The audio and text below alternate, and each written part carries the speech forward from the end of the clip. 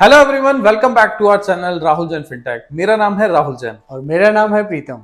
तो प्रीतम, मैंने आज एक बहुत ही इंपॉर्टेंट चीज के बारे में सोचा जो कि है फाइनेंशियल पिरामिड, जो कि फाइनेंशियल प्लानिंग के अंदर काफी इंपॉर्टेंट रोल प्ले करता है। हाँ राहुल भाई, फाइनेंशियल पिरामिड का जो टॉपिक है वो बहुत ज़्यादा इम्पोर्टेंट है, बट जहाँ तक मुझे लगता है कि लोग बाग इस चीज़ को सीरियस नहीं लेते और नहीं समझते हैं। बिल्कुल प्रीतम, ज्यादातर लोग ये गलती करते हैं अपनी फाइनेंशियल प्लानिंग करने से पहले अपने फाइनेंशियल पिरामिड को, अपनी नीड्स को नहीं समझते हैं। जैसे आप समझो इसको कि अगर आपको घर बनाना है तो घर को बनाने से पहले आपकी नींव मजबूत होनी चाहिए। बिल्कुल। अगर आपने नींव मजबूत नहीं रखी तो आपका जो घर है, जो आप बनाने जा रहे हो, वो कोलैप्स भी कर सकता है। बिल्कुल। तो इसीलिए फाइनेंशियल प्लानिंग भी जरूरी होती है और फाइनेंशियल प्लानिंग में आपको पिरामिड को समझना बहुत इंपॉर्टेंट रोल प्ले करता है। जी बिल्कुल राहुल भाई, तो चलो आज हम अपने व्यूअर्स को फाइनेंशियल पिरामिड के बारे में बताते हैं। तो सबसे पहले हम बात करते हैं, सबसे इंपॉर्टेंट जो चीज है वो है फाइनेंशियल प्रोटेक्शन।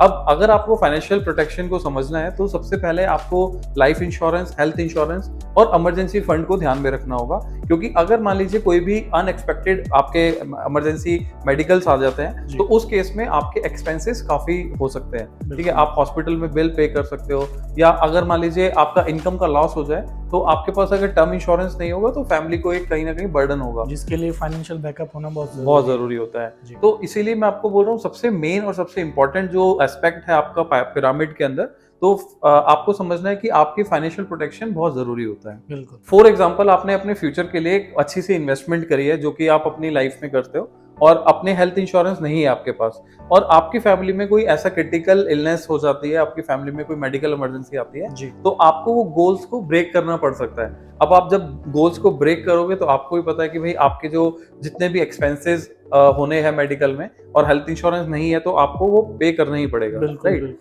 तो इसी वजह से फाइनेंशियल प्रोटेक्शन का या पिरामिड की अगर मैं बात करूं तो सबसे पहले जो है फाइनेंशियल प्रोटेक्शन को सिक्योर करना जरूरी होता है, जिससे कि आप अपने इन्वेस्टमेंट या और अदर चीजों को, इमरजेंसी फंड्स को, आप उसको प्रॉपर मैनेज कर पाए।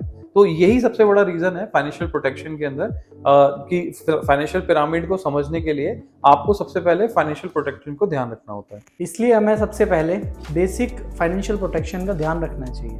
बिल्कुल प्रीतम, देखो होता क्या है, जैसे लाइफ इंश्योरेंस है, लाइफ इंश्योरेंस में अगर किसी पर्सन के साथ मान लीजिए कोई मिसहैपनिंग हो जाती है तो उसकी फैमिली को जो लॉस होगा वो फाइनेंशियल बर्डन ना हो। ठीक है, अगर किसी का हेल्थ इंश्योरेंस है और हेल्थ इंश्योरेंस में कोई मेडिकल इमरजेंसी आती है तो उससे उसको प्रोटेक्शन मिल सके, उसको सेफ्टी मिल सके। एंड अगर मैं बात करूँ इमरजेंसी फंड्स की, अगर कोई ऐसी सिचुएशन आ जाए तो इमरजेंसी फंड से वो अपने किसी क्रेडिट कार्ड या फिर किसी पर्सनल लोन वगैरह पे डिपेंड ना रहे, तो उनसे भी बचा जा सके, ताकि फ्यूचर में उनको कोई भी प्रॉब्लम। राइट। तो मेनली यही तीन चीजें हैं जो कि आपको समझना है कि पिरामिड के अंदर फाइनेंशियल प्रोटेक्शन का क्या महत्व है। ओके। हाँ प्रीतम, अब हमारी नींव मजबूत हो गई है तो बढ़ते हैं अपने अगले पॉइंट की तरफ, जो कि है डेट मैनेजमेंट। अब आपने देखा होगा कई बार लोगों ने काफी लोन लिया होता है, तो अगर आपका कोई ऐसा हाई पेइंग लोन है जिसके अंदर ज्यादा इंटरेस्ट पे होता है, तो कहना ये चाहिए कि सबसे पहले उसी को आप पे ऑफ करो, जिससे कि आप अपने डेट को पूरा प्रॉपर्ली मैनेज कर पाओ। हालांकि बहुत सारे लोगों ने आज की डेट में मल्टीपल लोन्स लिए होते हैं, कार लोन, होम लोन, लोगों के पास इवन पर्सनल लोन भी होता है, बट आपका अगर कोई ऐसा लोन है या कोई क्रेडिट कार्ड का ईएमआई पेमेंट है तो उसको सबसे पहले पे करें, जिससे कि आपको जल्दी से आप उससे फ्री हो पाए। बिल्कुल सही बोला राहुल भाई आपने। जो हाई इंटरेस्ट के जितने भी लोन्स वगैरह होते हैं वो आपकी लाइफ को बहुत ज्यादा इम्पैक्ट करते हैं। बिल्कुल, इमेजिन करो आपके पास आपने इन्वेस्टमेंट की हुई है एसआईपी या स्टॉक के अंदर, बट आपने वही इन्वेस्टमेंट से जो रिटर्न मिल रही है और वो आप अपने क्रेडिट कार्ड के या फिर अपने अदर जो लोन्स हैं उसमें आप पे कर रहे हो, तो इसमें आपकी ओवरऑल जो ग्रोथ है वो रुक जाती है। आप जो अर्न कर रहे हो वहां से वो आप यहाँ पर लोन में पे कर रहे हो, तो अल्टीमेटली आपको कोई प्रॉफिट भी नहीं हो रहा है और आप सारा का सारा इंटरेस्ट के रूप में पे कर दे रहे हो, राइट। तो आपको डेट मैनेजमेंट करना इसीलिए बहुत जरूरी होता है, फाइनेंशियल पिरामिड के अंदर आपको समझना चाहिए। ओके राहुल भाई, जहां तक मैं समझ पा रहा हूँ, जितने भी हाई रेट ऑफ इंटरेस्ट वाले जो लोन्स होते हैं सबसे पहले तो हमें उनको क्लोज करना चाहिए, राइट। और उसके बाद में जो भी नए लोन्स वगैरह उनको अवॉइड करना चाहिए, उसके बाद ही आपकी जो वेल्थ क्रिएशन है वो तभी हो पाएगी। एग्जैक्टली। अब बढ़ते हैं अपने पॉइंट नंबर 3 की तरफ। तो हम समझते हैं कि जब हम फाइनेंशियल प्लानिंग की बात कर रहे हैं तो फाइनेंशियल पिरामिड जो होता है वो फाइनेंशियल प्रोटेक्शन से स्टार्ट होता है। फिर उसके बाद अगर आपने डेट मैनेजमेंट को समझ ही लिया है तो अब हम बढ़ते हैं थर्ड पॉइंट, जो कि हमारा इन्वेस्टमेंट। अगर आप इन्वेस्टमेंट को शुरू करना चाहते हैं, जिसे हम वेल्थ क्रिएशन भी बोल सकते हैं, जी। तो यहाँ पर कौन कौन से टूल्स होते हैं, यहाँ पर आप कर सकते हो स्टॉक में इन्वेस्टमेंट, एसआईपी के अंदर इन्वेस्टमेंट कर सकते हो। इवन अगर आप इन्वेस्टमेंट करना चाहते हो तो और भी स्टॉक रिलेटेड जो मार्केट में टूल्स है, मार्केट में काफी ज्यादा ऑप्शंस हैं अवेलेबल इन्वेस्टमेंट के लिए, तो वहां पर आप इन्वेस्टमेंट करके अपनी वेल्थ क्रिएशन की जर्नी स्टार्ट कर सकते हो। हाँ राहुल भाई, मैं मानता हूँ वेल्थ क्रिएशन एक लॉन्ग टाइम प्रोसेस है और इसमें काफी टाइम भी लगता है। हाँ प्रीतम, वेल्थ क्रिएशन एक पेशेंस और कंसिस्टेंसी का गेम है। अगर आप इसमें इन्वेस्टमेंट करते हैं तो इसको सिस्टमैटिक इन्वेस्टमेंट करके आप अपनी फाइनेंशियल फ्रीडम को भी अचीव कर सकते हैं। अगर आप इसको चाहते हैं करना, तो आपको क्या करना चाहिए, अपनी इन्वेस्टमेंट को डाइवर्सिफाई करना चाहिए, जिससे कि आपका रिस्क भी लो हो जाता है, आपका रिस्क भी कम हो जाता है। तो आपके अकॉर्डिंगली हमें अपनी गोल्स के हिसाब से अपनी इन्वेस्टमेंट स्टार्ट करनी चाहिए। बिल्कुल प्रीतम, आपको ये समझना चाहिए कि जो आपकी इन्वेस्टमेंट है वो शॉर्ट टर्म गेन्स के लिए नहीं होनी चाहिए,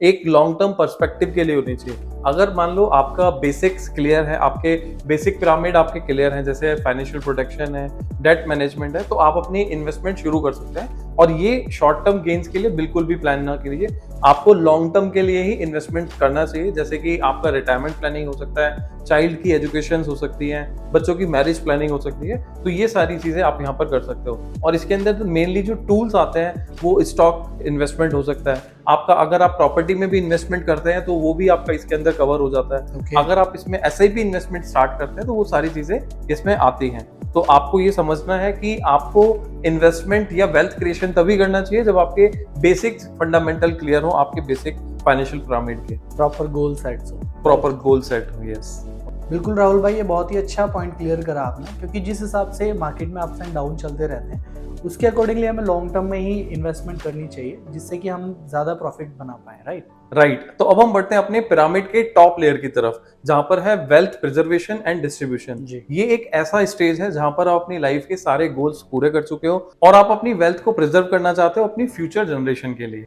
बिल्कुल राहुल भाई, लोग इसे इग्नोर कर देते हैं और आगे आने वाली जनरेशन में लड़ाई झगड़े होते हैं। हाँ प्रीतम, वेल्थ क्रिएट तो कर ली, अब उसको प्रिजर्व करना उतना ही जरूरी है। आपका गोल ये होना चाहिए कि आपकी वेल्थ आपके बाद भी स्मूथली ट्रांसफर होनी चाहिए, बिना किसी लीगल कॉम्प्लिकेशन के। जैसा मैंने बताया कि आपका फाइनेंशियल पिरामिड कैसे बनना चाहिए, तो आपने सबसे पहले समझा फाइनेंशियल प्रोटेक्शन, फिर डेट मैनेजमेंट, फिर आपकी इन्वेस्टमेंट कैसे होनी चाहिए, एंड फाइनली आपको पता होना चाहिए कि टॉप लेयर के अंदर आपको किस तरीके से अपनी वेल्थ को प्रिजर्व एंड डिस्ट्रीब्यूट करके रखना चाहिए। तो अगर आपको वीडियो अच्छी लगी तो जल्दी से लाइक करें, शेयर करें, जिससे कि और भी लोगों को फाइनेंशियल पिरामिड के बारे में कंप्लीट इंफॉर्मेशन मिल जाती है। सो फ्रेंड्स, मैं आपको बताता हूं कि हम लोग डेली अपडेट्स लाते रहते हैं, आप लोगों के लिए फाइनेंशियल कंटेंट लाते रहते हैं, जिससे कि आप अपनी लाइफ के अंदर अपने फाइनेंशियल जर्नी को स्मूथ बना पाए। अगर आपको वीडियो अच्छी लगी तो लाइक करें, उन सभी लोगों को भेजें जो कि अपनी इन्वेस्टमेंट शुरू करना चाहते हैं। और फाइनली मैं आपको एक अपडेट और देना चाहता हूं कि अभी हमने लिमिटेड टाइम के लिए फ्री एसआईपी अकाउंट ओपन करने के लिए ओपनिंग कर दी है। अगर आप अपना करना चाहते हैं तो नीचे डिस्क्रिप्शन चेकआउट कर सकते हैं और अपना फ्री एसआईपी अकाउंट ओपन करा सकते हैं। तो अब हम मिलेंगे नेक्स्ट वीडियो में। Till that time, be safe, be investing.